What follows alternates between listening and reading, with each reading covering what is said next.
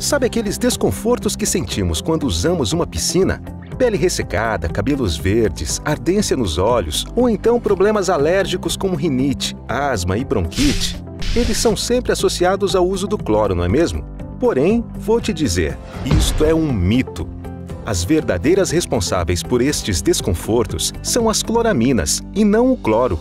E sabe como as cloraminas surgem na sua piscina? Elas são geradas pela reação do cloro com as impurezas presentes na água, como suor, urina, bronzeadores, bactérias, fungos, algas. Quando o cloro elimina essas sujeiras presentes na sua piscina, surgem as cloraminas, que são as verdadeiras responsáveis pelo agravamento dos problemas alérgicos e respiratórios, cabelos esverdeados e pelo cheiro desagradável no corpo e na água. A boa notícia é que você pode sim nadar numa piscina protegida pelo cloro, porém sem aqueles desconfortos. Como fazer isso? Utilizando o sistema Panozon, que produz ozônio, um produto 100% natural e que depois de eliminar as cloraminas, volta a ser oxigênio puro. O tratamento com cloro é sempre necessário para garantir a proteção da água da sua piscina.